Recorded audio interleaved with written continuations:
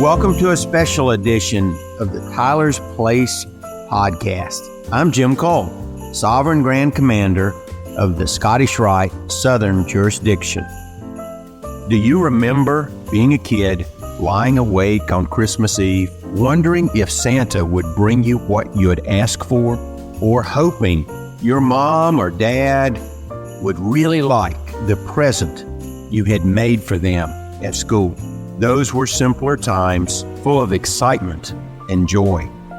Sadly, we can't go back to the Christmases of the past, but maybe our imagination, with a little help from some podcast magic, can take us back to a Christmas long, long ago.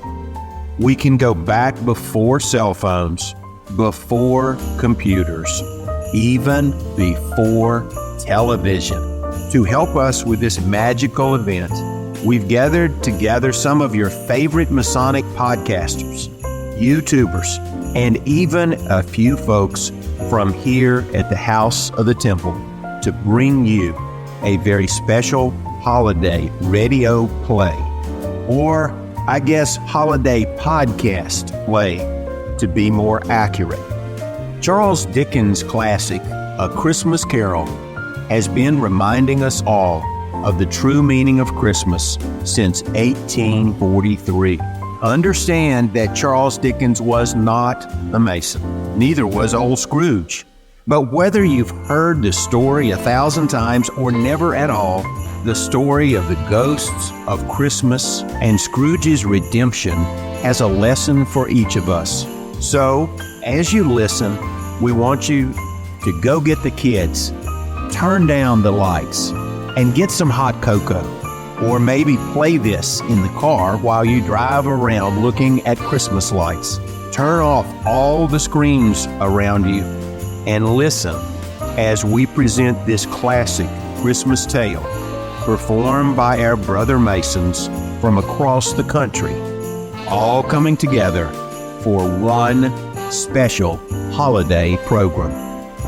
Merry Christmas, and in the words of Tiny Tim, God bless us, everyone. And now, Charles Dickens' classic, A Christmas Carol.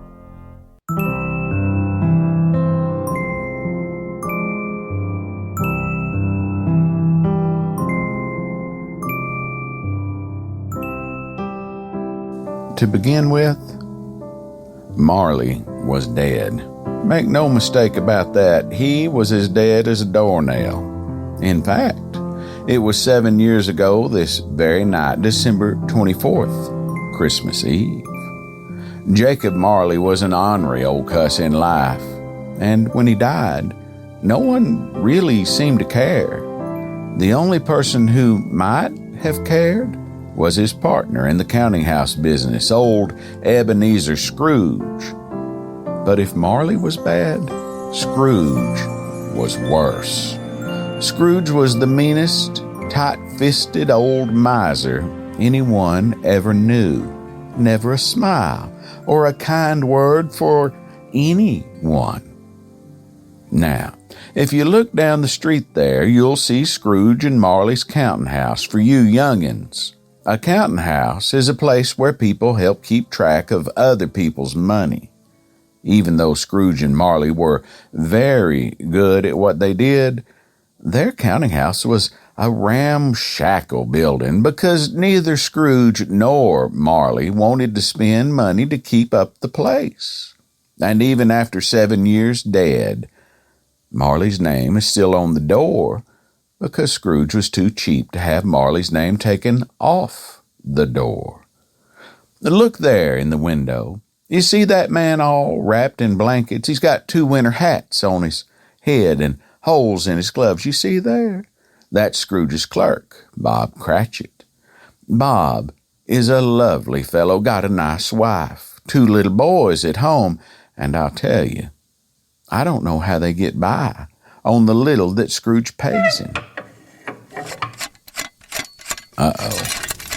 Looks like Bob's tossing more coal on the fire. I bet old Scrooge won't like that. Bob Cratchit? Yep. There he is. Yes, Mr. Scrooge. Did I hear more coal into that stove? Mr. Scrooge, it's just that it's so cold in the front room, and my fingers they're so stiff. I'm having trouble holding my pencil to work out the ledgers. So, you pick my pocket one coal at a time, eh? Yes, no, Mr. Scrooge. And tomorrow you'll rob me again, wanting to take the whole day off for Christmas and still expecting a day's wages, I imagine. Well, it's only once a year, Mr. Scrooge, and it is such a wonderful thing to spend the day with family and... Humbug! Christmas is just an excuse to pick a man's pocket every 25th of December, since the fools in London have deemed all the banks will be closed. You may as well stay home. Oh, thank you, sir. Thank you, Mr. Scrooge. But I will expect you in an hour early the next 2 weeks to make up for it. Yes, sir. Fetch the door, Cratchit. Merry Christmas, Uncle Scrooge! Merry Christmas, Bob Cratchit! And a Merry Christmas to you, Mr. Fred. Hello, nephew. As you might expect, we are quite busy. What can I do for you? Well, I was happening by and I saw your door. It was looking so dreary. And I brought you a wreath for some Christmas cheer. No, thank you, nephew. Oh, come now, Uncle Scrooge. I can just hang this wreath on the door, brighten up the street a bit, and tomorrow you will come to my home for a lovely Christmas dinner. Lily will be so glad to have you, and she's a wonderful cook. Lily? You mean that undowried girl you married? Her father hasn't more than 2 brown cents to rub together. I will never understand why you... I would rather live in the woods with love than live in a mansion without. You're well on your way then, aren't you? My home may not be as fancy as yours, but it's cozy enough for us, and we always have room at our table for you. Won't you join us? Nephew, for as long as I can remember, you've come in here each and every blasted year with your Merry Christmas, and every year I've told you no. Why must we go through this annual exercise in futility? What will you do, sit in that big, old, dark house and sip cold beef broth by yourself? Perhaps I will. That's no way to keep Christmas, Uncle Scrooge. Bah! Humbug! You keep Christmas your way, and I'll keep it in mine. Now, if you will let us get back to work... You can't humbug Christmas, Uncle Scrooge. Humbug. And good day to you, nephew. Very well, then. If you change your mind, supper is at 6. Here, Bob, you take the wreath home and have a little extra cheer from Lily and me. And say Merry Christmas to your Emily and the family for us, especially that Tiny Tim. Oh, thank you, sir. It will look so lovely over our hearth, and Tiny Tim will be so glad you asked of him. Cratchit, get back to work. Yes, sir, Mr. Scrooge. Right away, sir. Oh, good heavens, Uncle Scrooge.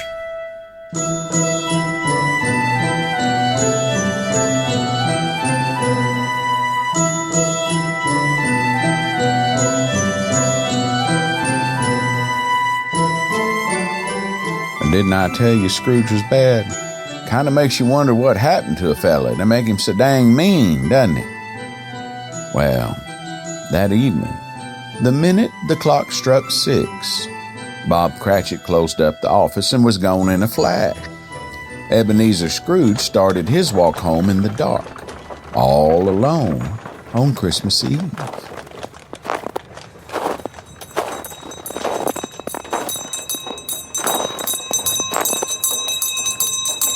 Blast! Why are you ringing that infernal bell? Merry Christmas Eve, sir. We are collecting for the poor, that they might have a more decent holiday. Can we put you down for a contribution? Have the prisons all closed? The prisons, sir? Yes, the prisons. Or the workhouses. Have they suddenly been shuttered? No, sir. I think the prisons and workhouses are both still open, but then there are plenty of resources for the poor, rather than to accost me on the streets. Well, sir, it is Christmas after all, and most people... Humbug! I take it back. I said Scrooge was mean, but mean doesn't really cover it. Now, it was a cold night, the kind of cold that gets in your bones. A blanket of fresh snow covered the ground, and there was just a little sliver of bright silver moon in the sky, and just that little bit of light painted long shadows all over the ground. You know, the kind of night where your eyes can play tricks on you. In fact, when Scrooge went up the long walkway to that big, dark, empty house of his, he could have sworn the door knocker looked just like old Jacob Marley's face hanging on the door. What the devil? But no, that couldn't have been, could it?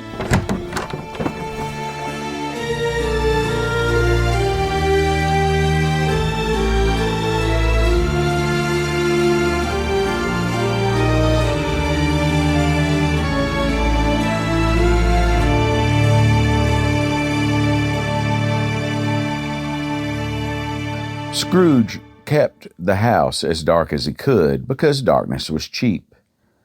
He went to his kitchen and took a bowl of cold stew from the icebox, then went to his bedroom. He got himself situated for bed in his pajamas and nightcap. While he sipped his cold, lonely dinner, Scrooge did afford himself the luxury of a single candle to read the newspaper by, and one pitiful log in the fireplace to keep warm. He ate his dinner and read his paper, and by, the old man drifted off to sleep.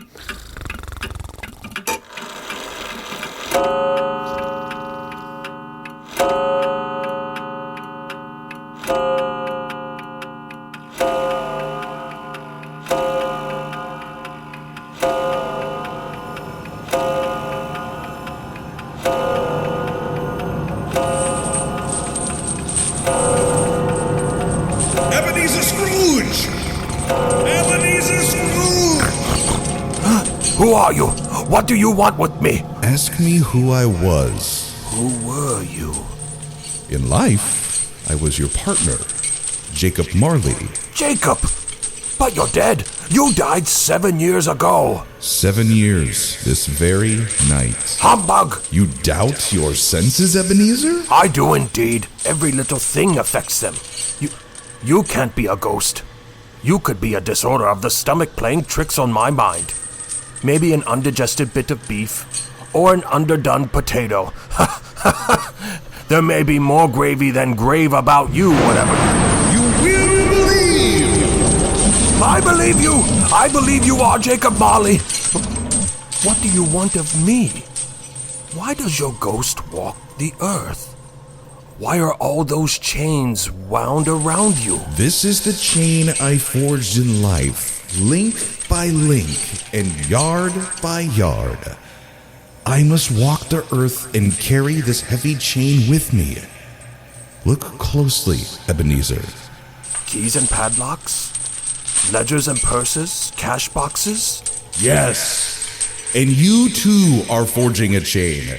Yours was as heavy and as long as this 7 years ago, but you have labored on, and your chain is now much longer than mine.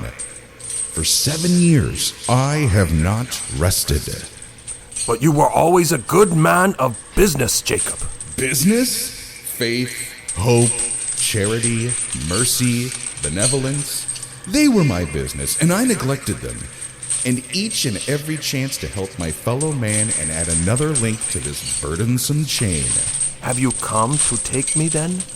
To carry me to the grave and burden me with my own chain? No, Ebenezer, I'm here to warn you. There is hope for you. Tell me, Jacob, what can I do to avoid this terror? Tonight, you will be haunted by 3 spirits. What will these spirits do with me? Watch carefully what they show you. Heed their words wisely, and perhaps you can remove the links from your own chain before it's too late. The first spirit will visit when the bell tolls 1. Jacob? Jacob!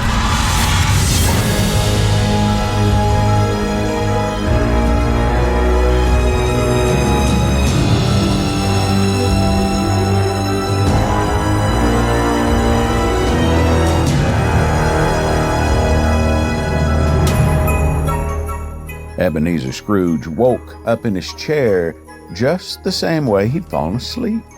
He looked around the room and it was just as it had been, but he was still trembling with fright. Jacob, are you there?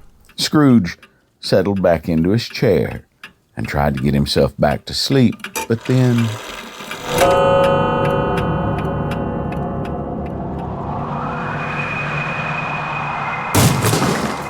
The moment the clock struck 1, Scrooge's bedroom window flew open with a mighty gust of wind, and through the window came an incredible sight. Ebenezer! Oh no! It wasn't a dream! Molly has cursed me! Scrooge could not believe his eyes. Before him was an old man with a long white beard, though the ghost appeared to be older than time itself. His face didn't have even a single wrinkle or blemish anywhere on it. Come with me, Ebenezer. Don't be afraid. I have much to show you. Who are you? I am the ghost of Christmas past. Step to the window with me. The window? Don't be mad. I am flesh and bone. I am not a spirit. When you take my hand, you'll be as safe as can be. The minute Scrooge took the ghost by the hand, they both zipped out the window in a flash. They were high in the air, and Scrooge looked around in astonishment. Spirit, what happened to the city? These are the shadows of things that have been. You recognize this countryside? Oh, I know every inch of it. Every rock, every tree. And that bleak building over there. My old schoolhouse. What a horrible old place. Let's look inside. What do you see, Ebenezer Scrooge? I see a boy. A lonely boy. Neglected by his family. It's me, Spirit. As a young boy. Yes. You as a boy. Alone. Forgotten. Your lips seem to be trembling, Ebenezer. It's nothing. Just a few days ago, some children came to my door singing Christmas carols, and there was a boy like that among them. A poor, pale, thin little boy in a ragged coat. Reminded me of myself at that age. I should have given him something. Come, Ebenezer, let us see another Christmas. Do you know this place, Ebenezer Scrooge? It's time for a dance, don't you think? We can't have a proper Christmas party without a dance. Know it? This is the counting house where I apprenticed. That's it, boys. Light on your feet and don't let the ladies leave. My word, bless his heart. It's old Fezziwig, alive again, and hosting one of his Christmas parties. Who else do you see, Ebenezer? There's Dick Wilkins. Dear, and look, there's Mrs. Fezziwig herself. A fine, fine woman. Look at the tables, all loaded with roasts and cider, mince pie and beer. Such a wonderful time. What about that handsome young man over there with the broad smile? Do you recognize him? Yes. Merciful heaven. I was so happy back then. You were very fond of Mr. Fezziwig, weren't you? Indeed I was. I loved that old man. He took such good care of us all. I'm certain my clerk, Bob Cratchit, has no love for me. But I suppose old Fezziwig gave us many reasons to love him, and I've not done the same for Bob. Spirit, I can bear no more. Leave me, haunt me no more. Take me back.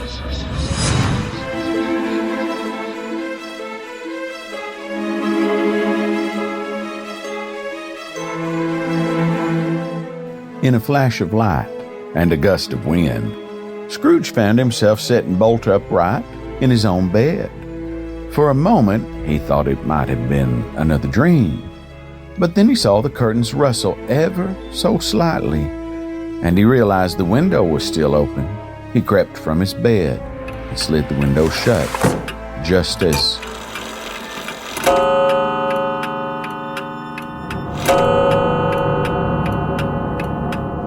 At the sound of the clock, Scrooge nearly jumped out of his skin. He spun around, looking wildly about the room, ready for anyone or anything to appear before him. But there was no one, nothing. All was dark and quiet. Scrooge waited, first 5 minutes, then 10. At 2:15, Scrooge noticed a strange but pleasant smell filling his room. Is that roast beef? Or perhaps turkey? The delicious smell, stronger and stronger, until Scrooge could take no more. He opened the door to his room and bounded down the stairs to an amazing sight. Good heavens! There in Scrooge's very own sitting room was an enormous table, and spread out on it was a feast the likes of which Ebenezer Scrooge had never seen. Roast beef, a whole turkey, a suckling pig, and so much more, surrounded by potatoes, and pies, and berries, and every kind of stuffing and sausage you could imagine. There were great green and red ornaments hung all over the room, and the fireplace was roaring and crackling with a bright, warm blaze, giving the room the most magnificent glow. And at the far end of the table sat a big, jolly-looking bearded man. He was dressed in very fine gold, red, and green robes, and he was tasting each and every dish with glee. Ah, there you are, Scrooge. Come in, and enjoy this feast. Who are you? You don't look like the other spirit who came to see me. Of course not. I'm the ghost of Christmas present. You've never seen the likes of me before. Come in now. Our time is short. Eat, eat. I don't think I can eat now, spirit. I've just seen things of my past and... Oh, yes, I know. And I'm here to show you the present. Will you come with me? Yes, spirit. Show me what you will. Touch my robe and we'll be off.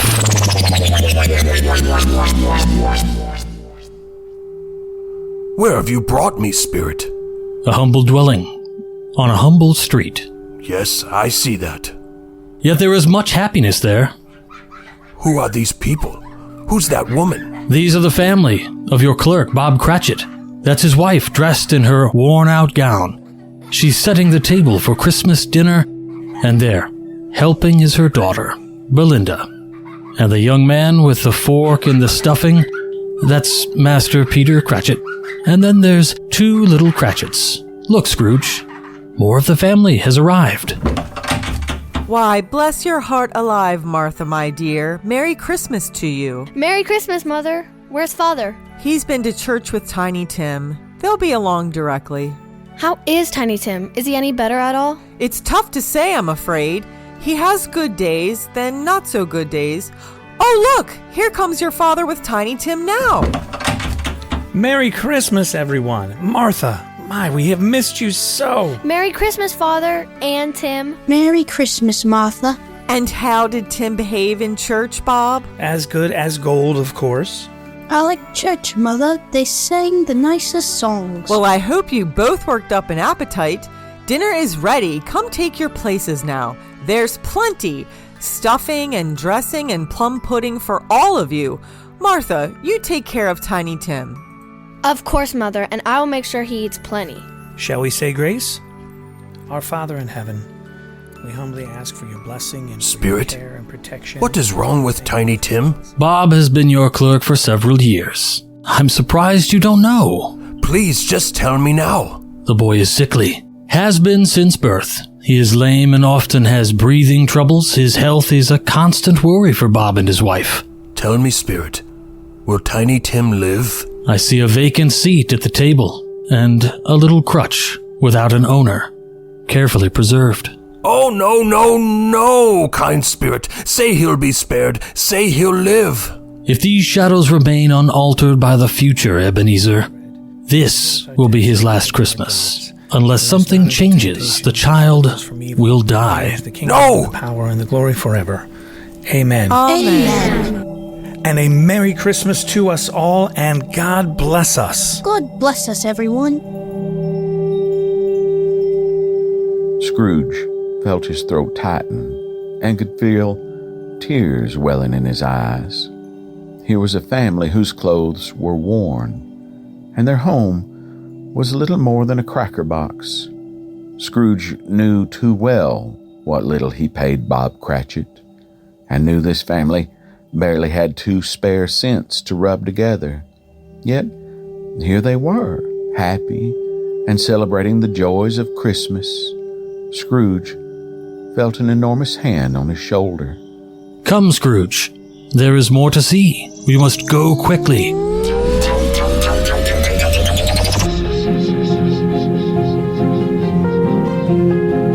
When Scrooge looked at the ghost of Christmas Present, he noticed the big man seemed to have aged many years in the matter of a few minutes' time. Spirit, what's happened to you? You look much older now than you did before. Indeed, my time is very short. I am a ghost of the present. The present is a fleeting moment that comes and goes quickly, which is why we must hurry to show you all I can. As Scrooge gripped the spirit's robe, he was again whisked away, and in the matter of only a few moments, they visited the orphanage, the hospital, the almshouse, and even visited the sailors at the docks who were so far away from their homes. Many people who had little in the way of money or creature comforts, but all still celebrating the warmth and joy of the holiday. With each place they visited, Scrooge's heart felt more and more heavy, and he was ashamed. At last, Scrooge and the ghost arrived back in Scrooge's bedroom. What now, Spirit? Is there more to see? I must leave you now, Scrooge, for the present is now past. Take heed what I have shown you, and be warned of the next spirit who will visit you.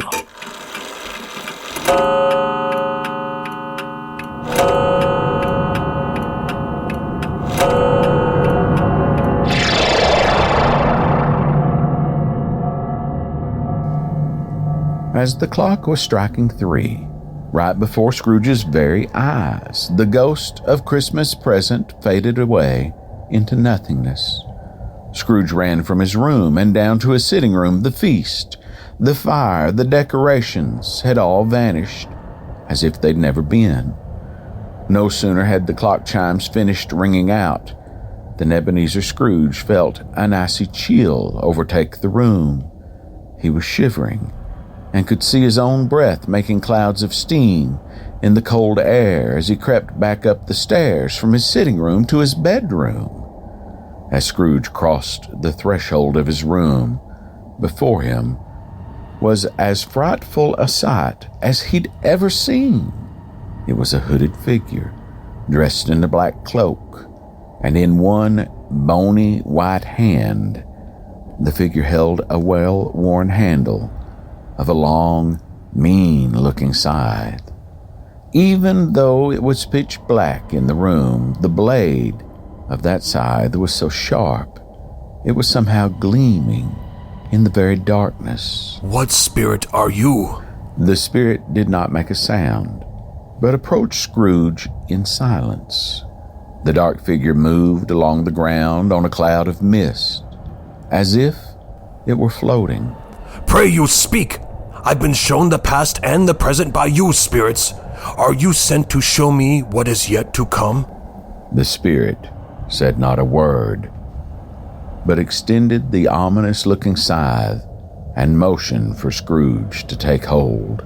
Show me what you will. Scrooge reached for the scythe, and just as before, the moment his hand touched the spirit, he was whisked away in an instant. The next thing he knew, he was standing on a familiar street, looking at a very familiar little cracker box house. Spirit, why have you brought me back to Bob Cratchit's house? Why does the home seem so dark, so quiet? The ghost of Christmas yet to be extended a bony hand and pointed to the window. Scrooge carefully peered inside and felt his heart sink at what he beheld. A tiny crutch propped gently against the fireplace, its owner nowhere to be seen. Oh no. No, no. I know, dear, I know. It's such a lovely little spot for him under the tree there in the churchyard. And I told him you'll be there to see him soon. His little grave is so green and It's so lovely already. I know it will bring you peace when you can bring yourself to go and see it. I don't know if I ever can. Oh, I know, dear. I miss Tiny Tim with all my heart. But he would not want us to weep like this. He wouldn't want us to mourn for him this way. The ghost held the scythe out for Scrooge to take, but Scrooge refused. No! I am done seeing these shadows. Take me home and wake me from this nightmare. The ghost banged the handle of the scythe angrily on the ground and demanded that Scrooge take hold, and out of sheer fright, Scrooge obeyed. Scrooge found himself on a common street, but it did not seem at all familiar. There were strangers walking slowly by, but they did not see Ebenezer or the spirit standing there. I don't know much about it. Either way, I only know he's dead. When did he die? Last night, I believe, and good riddance. Yeah, it'll be the cheapest funeral ever. I don't even think the minister's gonna go. I don't mind going if there'll be food afterwards. Spirit? Who are they talking about? Surely it can't be Tiny Tim. What poor man are they laughing at in death? The ghost of Christmas yet to be pointed to a small fenced area just a few yards away. Scrooge walked towards the gate. A graveyard? It's so overrun by grass and weeds. And these lonely, crumbling gravestones. Has no one tended to them? Scrooge felt an icy hand grip his shoulder and got him to the far corner of the dilapidated old graveyard. There was a stone that was newer than the rest. My God in heaven. And before it was a gaping dark hole in the ground. Whose open grave is this? Is there writing on that stone? Scrooge peered at the stone and squinted. As he did, he clutched his chest and stumbled backward in terror as he read two words: Ebenezer Scrooge. Ebenezer Scrooge. Ebenezer Scrooge. Oh, no, Spirit. No, hear me. I'm not the man I was. Tell me that I can change these dreadful shadows you've shown me. I will keep Christmas in my heart all year. I will take the lessons you've taught me this night. Tell me I can save myself and Tiny Tim too. Please. With a single mighty shove, the ghost of Christmas yet to be pushed Ebenezer Scrooge backward into his own grave. Scrooge was falling, and then...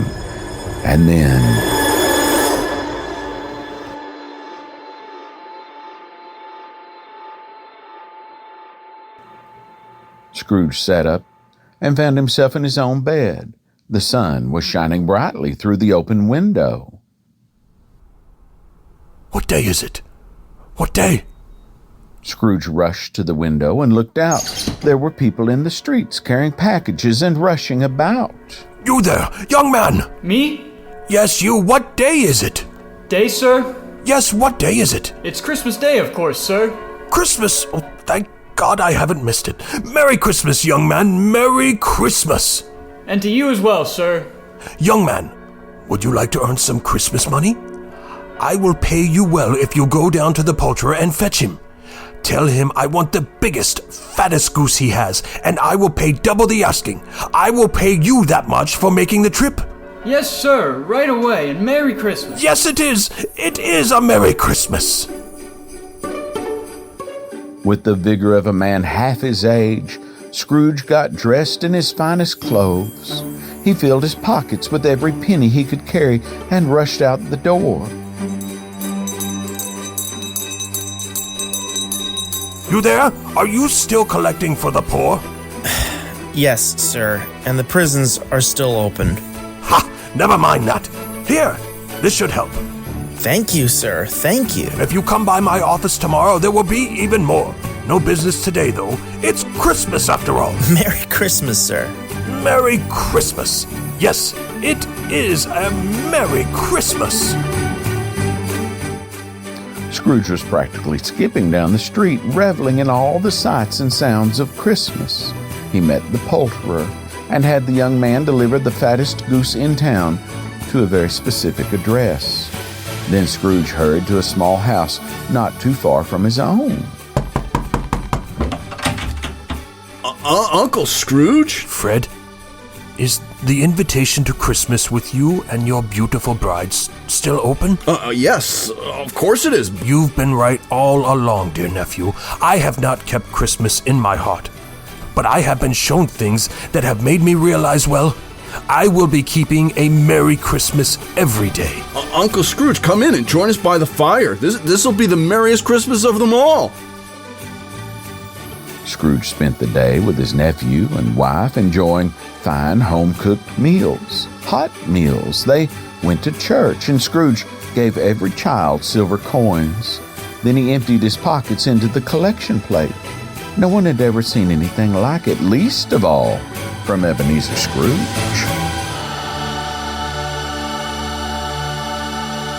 The next day, Scrooge was in his office at the counting house extra early, waiting for Bob Cratchit to arrive. Cratchit! What do you mean by coming in at this time of day? I am so sorry to be late, Mr. Scrooge. It was just such a lovely, merry day yesterday that we celebrated into the night. I promise it won't happen again. There must be repercussions for a thing like this, Cratchit. Repercussions concerning your salary. Of course, sir. Your salary will double from now on. I beg your pardon, sir? Not good enough for you? Fine, tripled. And we will set you on the path to be my partner in the coming year. Mr. Scrooge, are you feeling all right? Better than I have in years. Tell me, did you enjoy the goose I sent? That was you? Why, yes, it was a feast. We ate until we couldn't eat anymore. There's still half a goose left. Even Tiny Tim had seconds and thirds. Excellent. And speaking of your Tiny Tim, I want you to take him to the best doctor in town and have the bill sent to me. We will see he gets well. I don't know what to say, Mr. Scrooge. Isn't it cold in here, Bob? Stoke up that fire.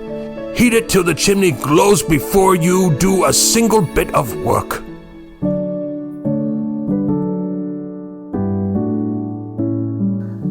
Ebenezer Scrooge was better than his word. He became a man possessed with the spirit of Christmas. He became the most generous man in town and spent more time not only with his nephew, but he became like a favorite uncle to the Cratchit family. To Tiny Tim, who did not die, Scrooge was like a second father, and with Scrooge seeing to his doctor bills, Tim grew into a strong and kind-hearted young man.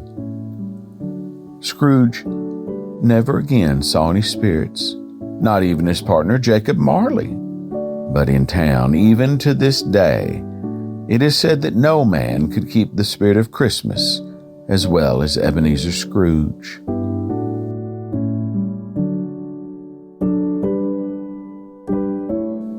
Thank you for listening. I hope you and your family have a Merry Christmas. And in the words of Tiny Tim, God bless us, everyone. Amen, amen. So mote it be.